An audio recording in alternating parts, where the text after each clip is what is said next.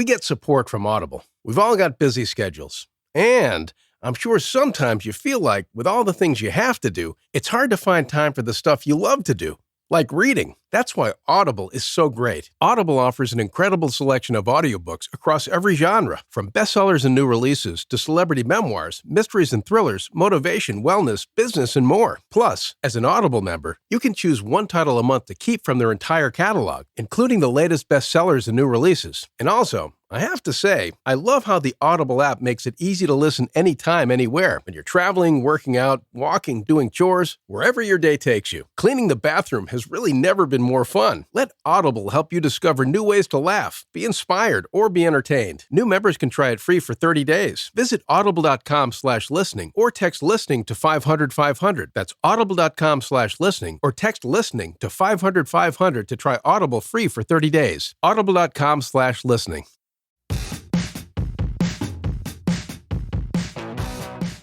Hey folks, it's Matt Zachary, and welcome to Vax On, a weekly segment of my podcast Adaptations right here on the OffScrip Media Network.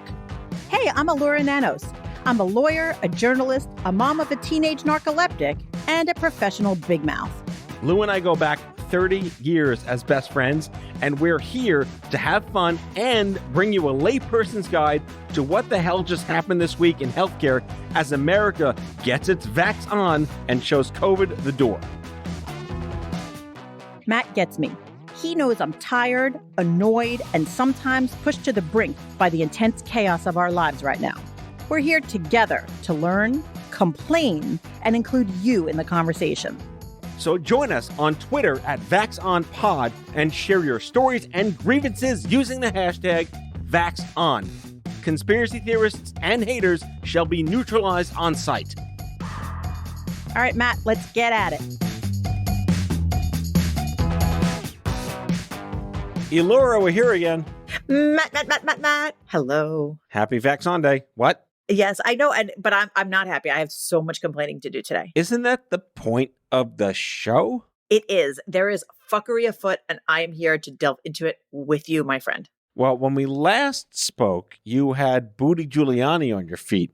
Are you still hobbling along? I am hobbling along, singing a song with Booty Giuliani on my ankle, and it's not fun. Did you get like one of those Emery label printers and put Booty Giuliani on the boot? I really should. I should, but I can't. I feel like I cannot be patient because I can't move as fast as I normally move, which, to be fair, isn't really that fast compared to other people. But I feel like it's just slowing me down and it's making me have no patience.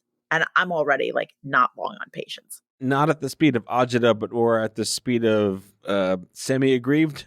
No, like what? Yes, exactly. Like what's happening is like I like to walk around at like a constant allegretto, and I'm stuck at like lento right now, and I hate it. At least it's not Largo for the music people in the crowd. We just lost everyone that isn't a music nerd. That's okay. They'll have to catch up. That's okay. Can I tell you about my morning though? Holy shit. It is so interesting how things have changed COVID wise, but like not sort of for better, but not really. So my son woke up with cold symptoms today. And we're like, fuck, like he needed to go to school because he had this important meeting at school with a college counselor. But I couldn't send him to school because he had symptoms. And I didn't really think he had COVID because he didn't have a fever, but like you can't send a kid to school even with mild sniffles anymore because, you know, what if it's COVID and then they get everybody sick? Right. So I was like freaking out and I like cursing and flipping out. Like, I cannot believe we still have to do this. I'm so mad, like blah, blah, blah. And then like I was able to go online to testhere.com, which is like such a great website. And they're like, no problem. Just drive over to the diner, drive into the parking lot where some nice lady sticks her head in the car window, does a COVID test, and gets the PCR results back in 4 hours. So we were like, oh, good. He could potentially still make his meeting. Do you know I got home and the PCR results were done in an hour? And this is free from Jersey? Oh, no, it's not free. It's $300. Jesus Christ. Oh, my God. So, no. It's the opposite of free. But like we went from being like, oh, my God, we're going to kill everybody with COVID and it's going to be so contagious. And now it's like, this is an inconvenience and it's an expense and it's annoying. But I mean, we were still able to go from the first sign of symptoms to we can go back to school because this is just like an allergy attack in like 2 hours, which is amazing. But you did the whole, yo, Spike, I got the Mott's back alley diner test thing. Yes. How did you trust this woman? No, it's not just a woman. Like, it's a company. It's the company that I used when I came to tape in the studio. It's like, there's an alley between Drucker and Zook.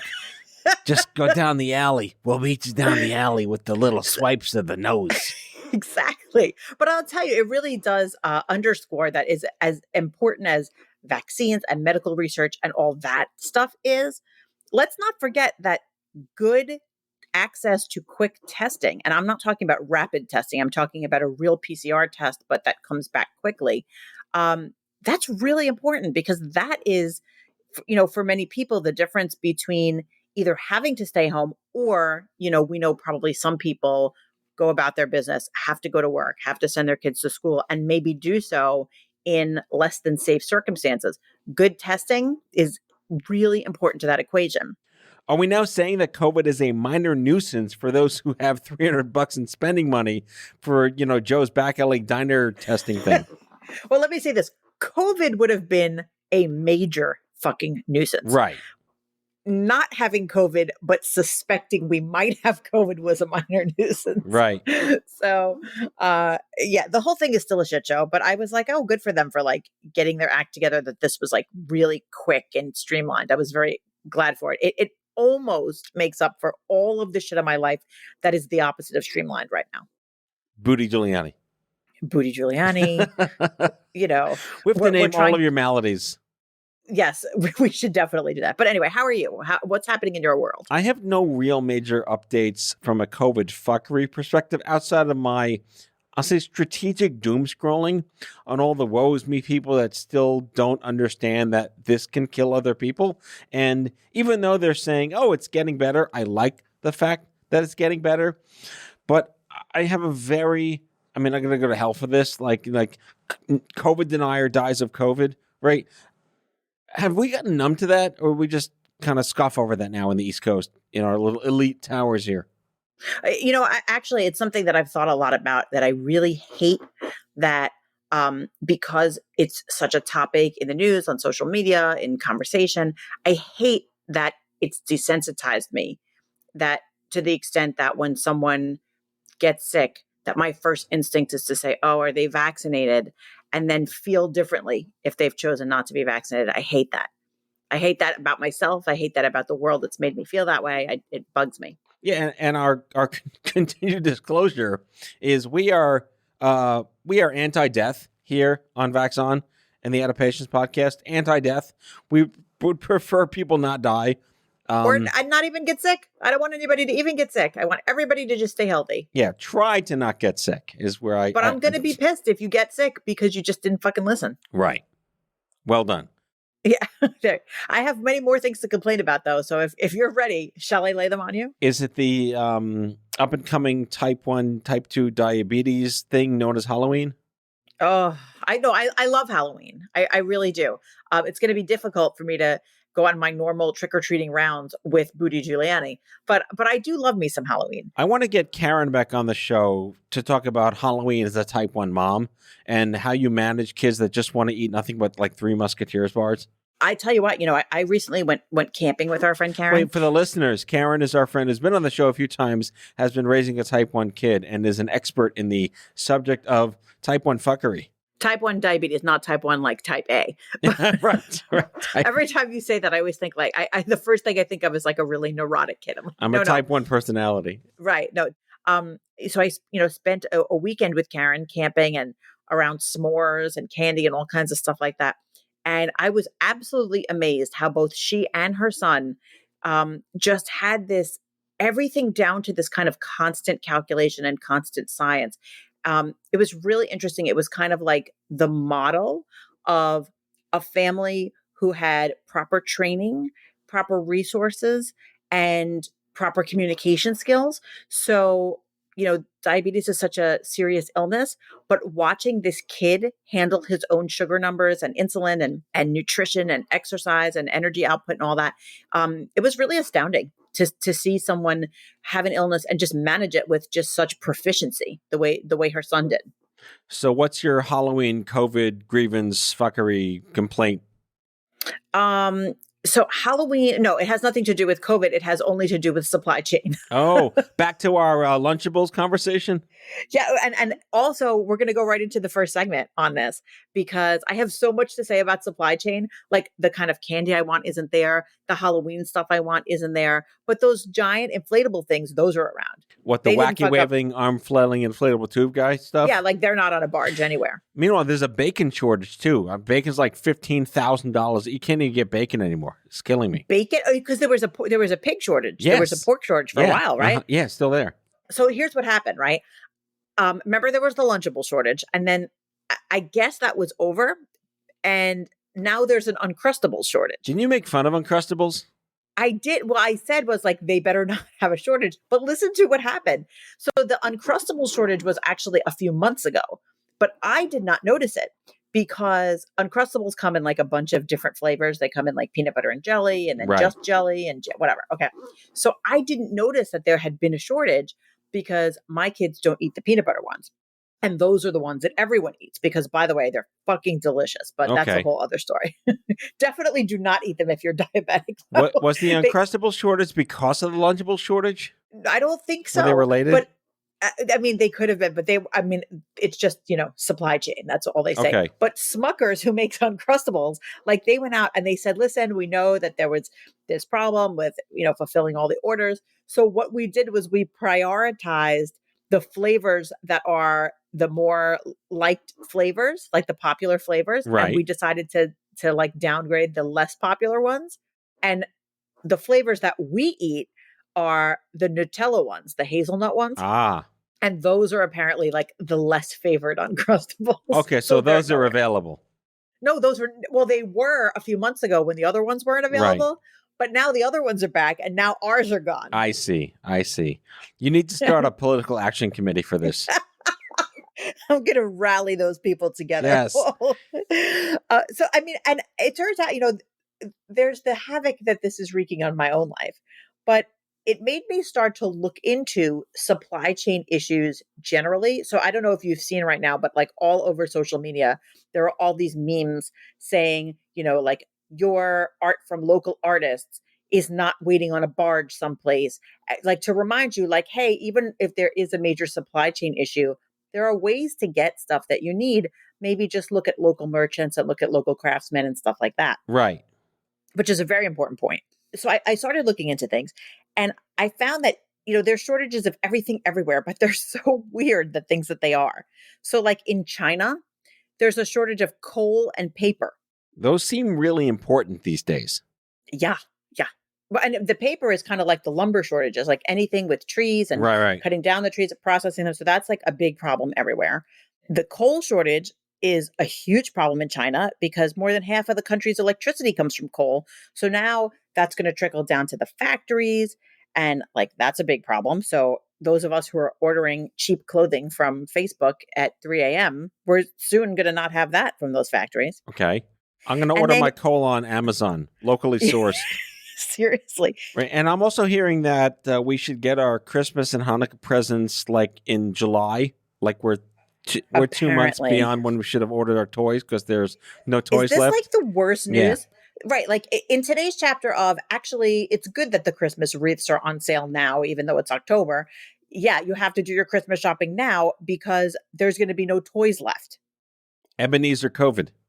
I can't. But you know what, though? So your kids are close in age to my daughter. Yes. My daughter doesn't want toys. She wants Robux. Yeah, Roblox dollars. Yes. Yeah. Which is like... There's no supply chain issue with Roblox dollars. No, because it's not real. It's just literally taking your money and lighting it on fire. Yes. Because so no matter what, there's never going to be a supply chain shortage for fake clothes for your fake avatars that you are paying real money for. I'm going to agree. 100% yes. I feel like that just went completely full circle, right? Like you went from, oh my God, I hate these electronic money, video game bullshit purchases to I'm so glad we have them because it's what my kid really wants. And I Yes. can't get the toys anyway. I know. My goodness. Also, you don't step on Robux in the middle of the night when you get up. They're you not step on the Legos. Legos. Yeah, no, they don't hurt you. They're stupid as all shit, but man, they make your kids so happy. I can't tell you how many times I've said what I'm about to say regarding Lego. Obviously, as a parent, we both know what it's like to step on Lego and like have like the worst pain, like and die, stabbing basically, in the heart kind of pain. Did you know that Lego makes a house shoe? Slip-on shoes around the house that kind of like make stepping on Legos specifically not hurt you. Really? Yeah, like they engineered the known pain of stepping on a Lego, and they engineered the squishiness of the bottom of the house shoe to not hurt when you step on the Legos. That's amazing. Yes.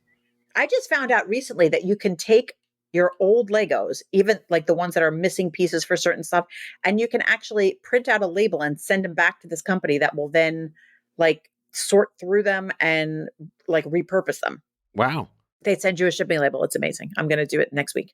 I was reading in the prep docs that there's going to be a coffee shortage from Brazil, and the first thing that came to my mind for the old people listening, and old I mean Gen Xers and Boomers, was the Zucker Brothers movie Airplane, when chaos is ensuing in the cabin, and she kind of calms people down and says everything's fine, and one of the guys steps up, "Are you telling us the whole truth?" And she says, "Actually, we're also out of coffee." And the whole place fucking erupts. The whole place goes chaos madness when they're out of coffee. I just feel like, how the fuck does Brazil run out of coffee? I don't know. I was like, we're gonna stop saying expressions like for all the tea in China, like because of COVID. There's no more tea in China. Yes. Say that. All right. There's no more anything anywhere. Even the stuff that you 100% thought would be there. Well, I'm going to promise our listeners that next week I'm going to go deep undercover and figure out if there's a supply chain issue for rubber dog shit. I feel like deep undercover. I just don't even understand. Like, I'm over COVID being the reason for every fucking thing. Yes. But there it is. So that's my first thing I'm complaining about. All right. So now it's time for our Sir Moment, which is, of course, our Sermo poll, where we've asked 1.3 million doctors worldwide the answers to questions that we have about healthcare. So, Matt, what's on everybody's mind this week is boosters and when do you get them and which one do you get? And I was specifically interested in kind of the differences between what's going on with the different vaccines. So we asked the doctors, given what's going on out there in research, would you recommend the Moderna or Pfizer booster to patients who have received Johnson & Johnson? Like, what would happen if you mixed and matched? 81% of the doctors said, go ahead and get either Moderna or Pfizer, even if your first shot was Johnson & Johnson. Wow. And that seems to be in line with what we're seeing, that the research seems to suggest that an mRNA booster is a good thing, regardless of what you had first. Very nice. So, yeah, that's our Sir Moment for the day. All right, we'll be right back after these brief messages from Schoolhouse Rock.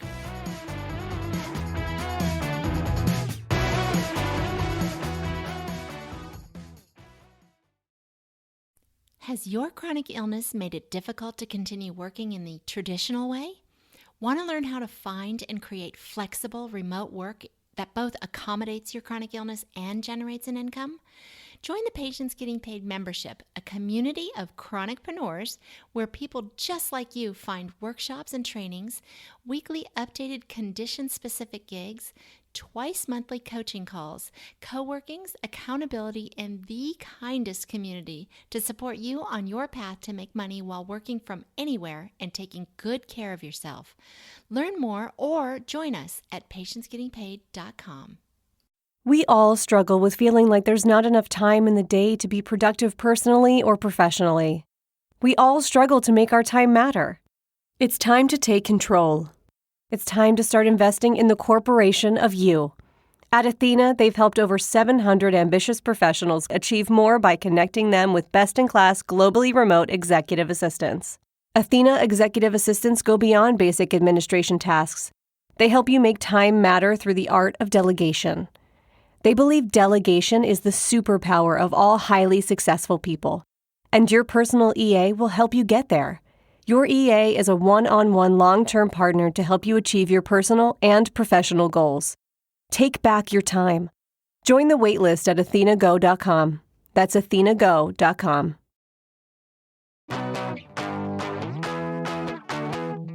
Okay, we're back, and it's time to discuss Florida. Didn't we talk about Idaho and Texas? We haven't railed on Florida in a while. It's time. Yeah, we've been ignoring Florida, and Florida is just bringing up the rear with this crazy story. And I mean, it's insane. You have to hear this. So you may remember this school. The name of the school is Centner Academy. It's a private school in Miami. It's like preschool up to 8th grade. It made headlines in April because in April, they barred teachers who had been vaccinated from interacting with students. Because wait. Yes. They you heard banned that right. they banned the teachers who got vaccinated. Mm-hmm. They said to the teachers, if you've been vaccinated, you cannot interact with students because these people are afraid that somehow being near the teachers is going to hurt the students. What? I know, it's insane. It's like they subscribe to that crazy conspiracy theory about how you're going to shed proteins and something. Oh, yeah, we talked about that a couple of months ago. Yeah. Right. So at that time, this school fell for it and said, oh, yeah, we don't want anybody around the teachers because the teachers are going to shed something and then the students are going to inhale it and then they're going to get sick. Right. They're radioactive. The vaccine makes you radioactive. Right. Magnetic, all that crap. Yeah. So now the school has gone even farther. And they said that if the parents vaccinate their children, the kids have to quarantine for 30 days after being vaccinated before they're allowed to come back to school. I can't it's even. Just nuts. I can't even. My God. It's I have to admit this, right? So I completely went down the rabbit hole with this school because this is so inane that I had to see who are these people and where is this coming from and what is this school? So it's a school in Miami and it is hilarious. Their website, everything on the website says that the school is dedicated toward people being happy. And when I say they're teaching the kids to be happy, but it's BEE happy. Like the insect? Yes. So everything is believe and be happy. And that's their entire mission. And it says it is a progressive, independent happiness school that combines a deep commitment to emotional intelligence, mindfulness, and happiness with a challenging curriculum featuring language immersion, entrepreneurial thinking, problem solving, creativity, and collaboration. I mean, creativity is one way to put it. I have no response. Wait, and then hold on. Wait. I'm going to go to the website and enroll my kids right now. Right. This is the best. So the school on their website has a vaccine section on the website. And what it says is families and children should have medical freedom. Students shouldn't be forced to endure immunizations. Okay. So speaking of medical freedom, they should be free, but they shouldn't be free to get vaccinated, apparently. Right. They should only be free to not get vaccinated. Put your lawyer hat on. Selective freedom, right? Selective freedom. I was like, this is nuts. And then I looked them up. And by the way, this is a serious school. It's $25,000 a year to send your kid to preschool there.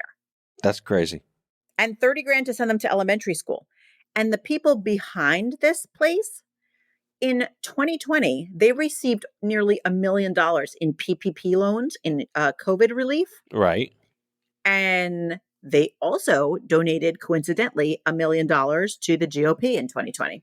I mean, I can go any which way on this, logically and illogically, but what is this a Children of the Corn breeder system? They're trying to inculcate these kids early on? I don't understand. I think that what they're just trying to do is make money off of people who are kooky conspiracy theorists. And they're like, hey, these people are ripe for the picking. Let's put them all together in our school and we'll just take their tuition and they'll be happy with us and we'll take their money and it'll be great. Well, they do want to be happy.